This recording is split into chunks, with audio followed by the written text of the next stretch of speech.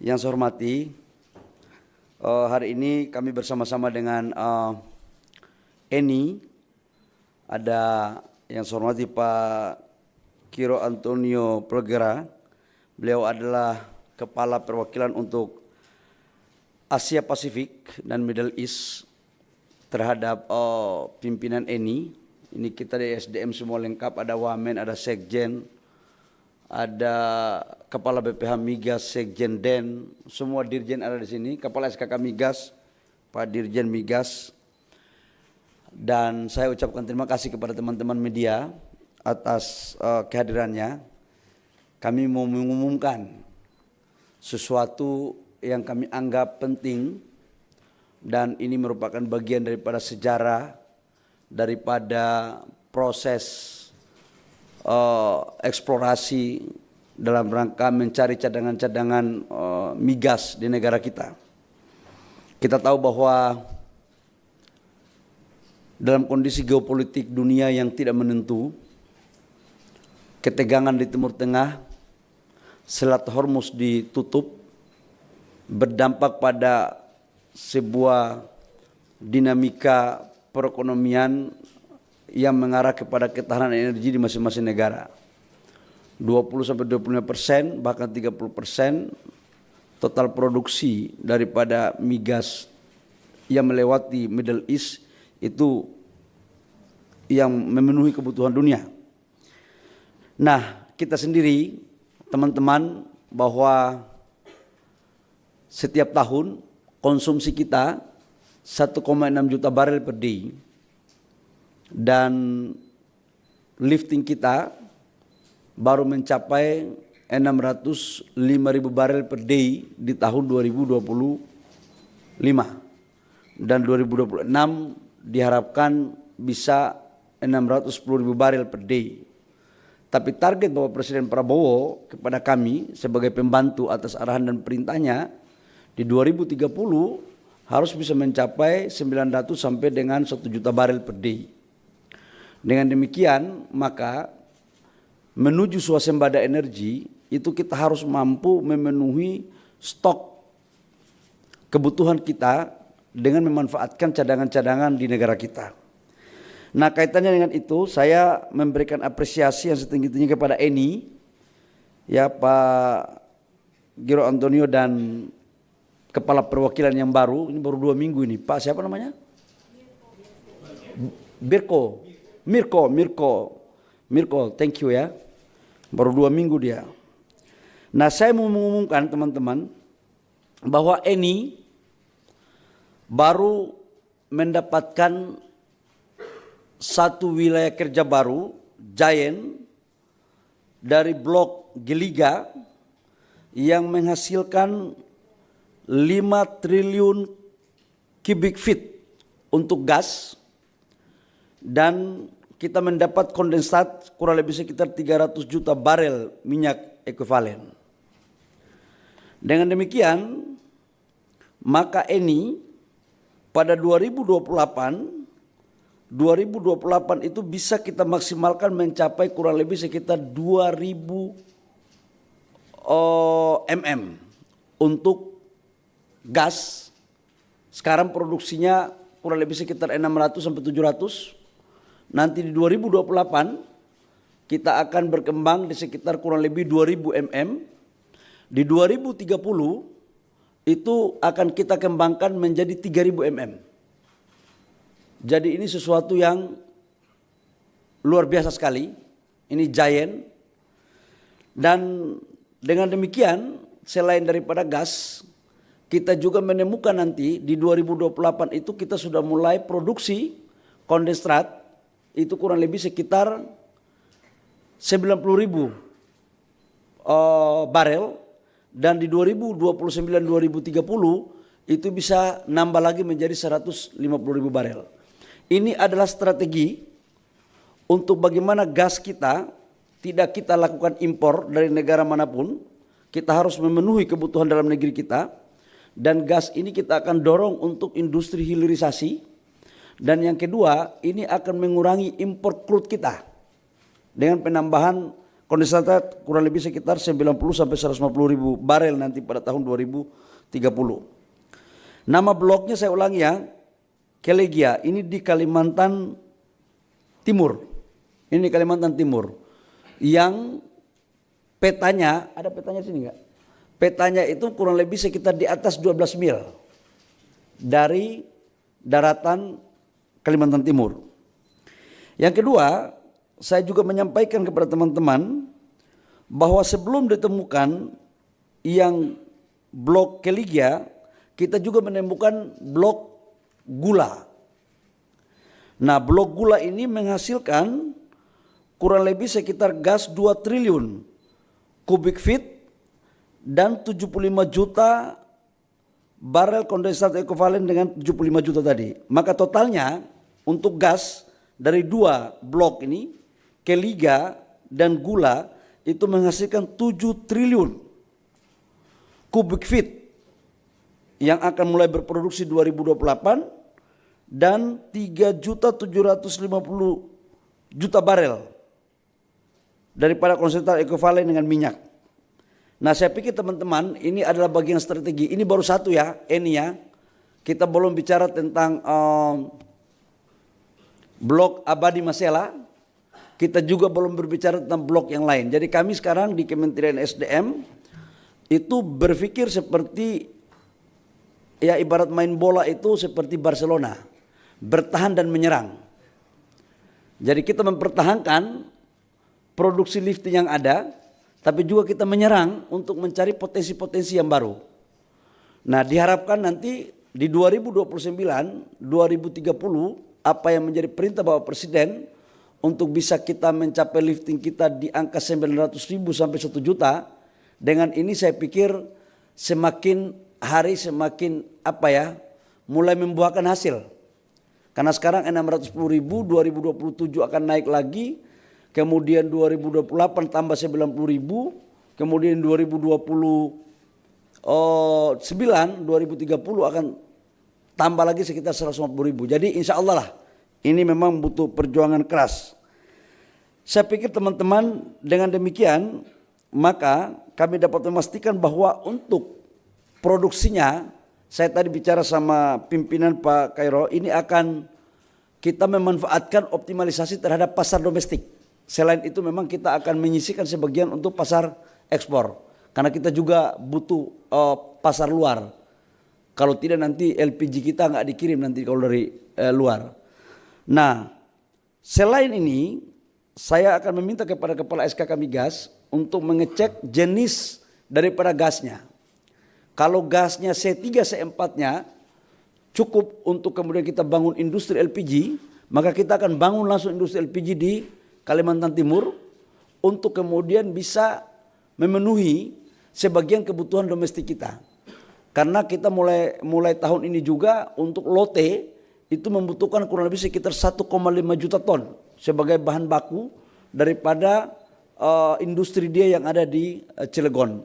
Begitupun beberapa industri petrokimia lain yang memang membutuhkan gas dan LPG. Saya pikir itu teman-teman beberapa poin yang perlu saya sampaikan kepada teman-teman. Kenapa saya harus menyampaikan ini? Ini penting.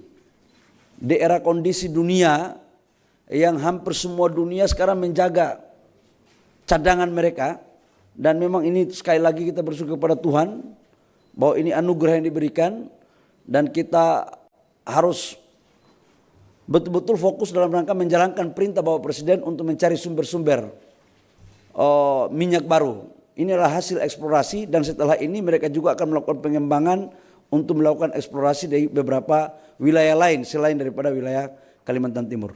Demikian teman-teman, ada yang mau ditanyakan saya persilakan. Silakan. Ini mumpung ada Pak Kiro di sini. Dengan Eko Pak. Ini enggak omong-omong ini barang serius ini.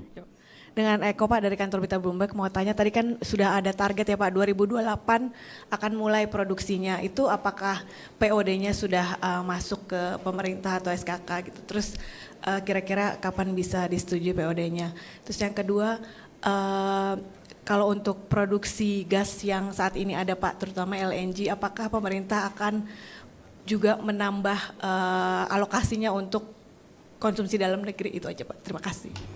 Kalau POD-nya udah selesai, bahkan sekarang sebagian udah tender. Ya Pak Joko ya. Yang sebagian yang tahap pertama sudah tender sekarang. POD-nya udah selesai. Jadi bahkan saya membuat tim khusus untuk melakukan percepatan ini. Saya sendiri yang memimpin timnya. Jadi nggak ada soal, dan ini produksinya mulai 2028. Sekarang tender kapalnya apa, pipa-pipanya semua udah berjalan ya. Yang kedua menyangkut dengan apa tadi? Alokasi untuk konsumsi dalam negeri di tahun 2026 itu sudah clear. Termasuk dengan komitmen kita terhadap market kita di luar negeri, kurang lebih sekitar 28-30% total produksi gas kita itu memang kita ekspor untuk memenuhi komitmen dengan pasar luar negeri. Karena sebelum mereka kembangkan kan sudah ada off takernya. Dan itu udah clear. Enggak seperti tahun 2025 yang memang waktu itu kita defisit kurang lebih sekitar 40-50 kargo. Sekarang sudah kita clearkan semuanya dan kita memenuhi kewajiban kita baik kepada dalam negeri maupun off taker di luar negeri. Jadi itu udah clear Mbak. Gimana? Enggak ada defisit.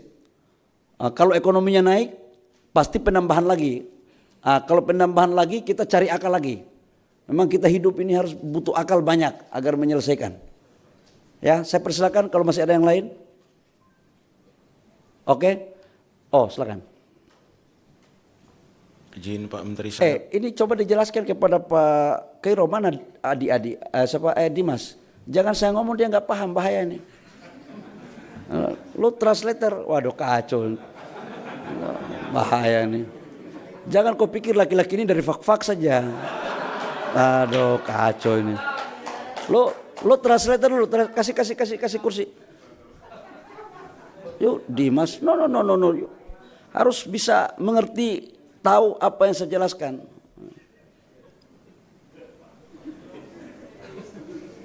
Udah bisa Dimas? Sudah bisa lanjut? Silakan. Kau terjemahkan apa juga yang dia tanya. Dia ini bukan laki-laki lahir fak-fak terus paham semua hal. Ya Pak, saya Bernard Pak dari petromindo.com Pak.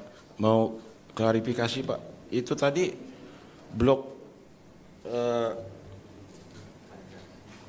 Geliga atau sumur Geliga Pak? Yang Blok Geliga. Itu bloknya Isganal, tapi bloknya Geliga Pak. Geliga. Sumurnya apa Pak yang Discovery Pak? Pak, itu mesti saya jadi staf kapal SKK Migas baru saya ini. Yang jelas bloknya blok Geliga, nanti sumurnya nanti kita kasih nama sumur, tergantung Bapak mau sumur apa. Ya. Udah. Terima kasih Pak. Sumur itu mau kita aja, yang penting bloknya blok Geliga ya. Kalau kau mau kasih nama sumur Abu Leke pun saya bikin. Nanya. Oke, silakan, ada yang mau tanya lagi? Silakan.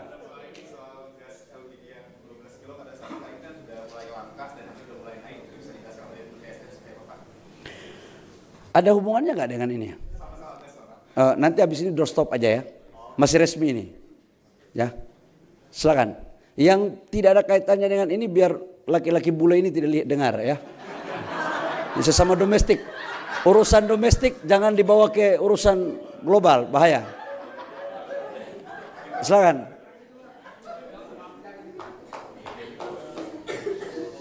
Kasih mic.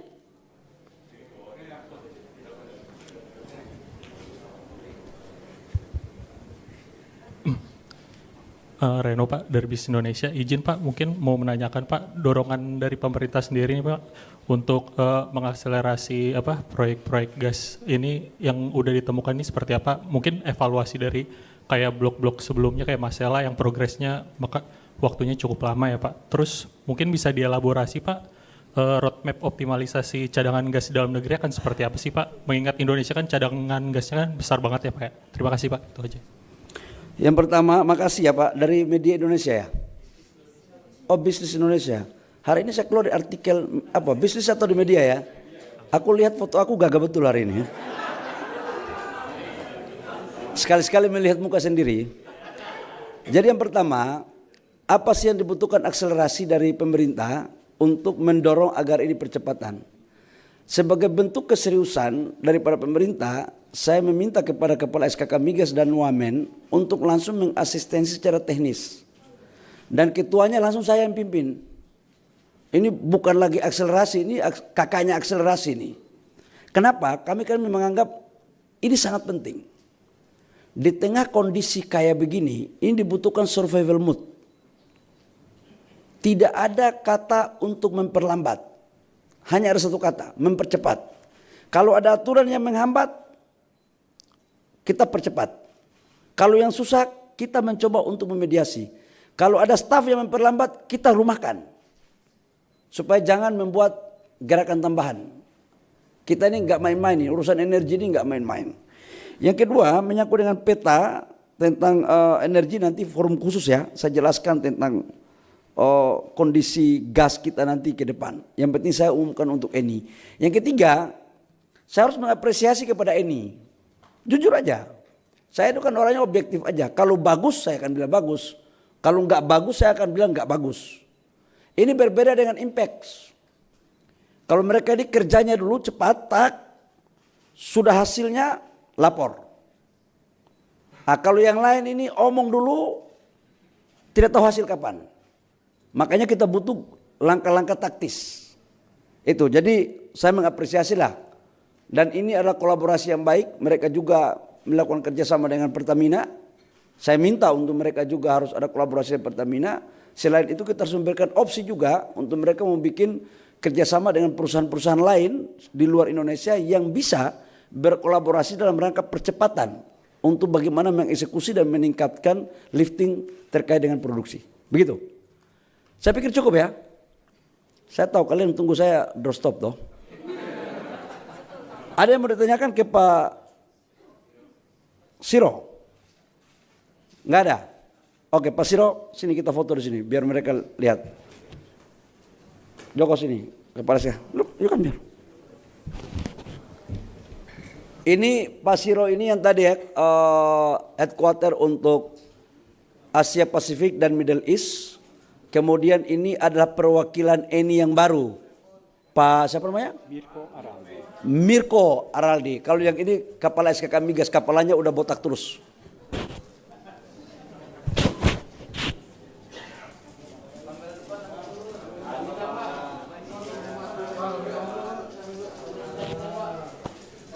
Paten ini barang.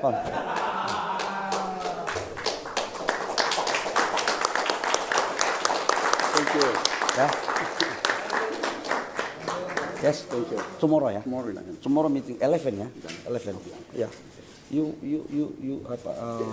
team teknis all. Ya. Okay. Tomorrow. Okay. Marco.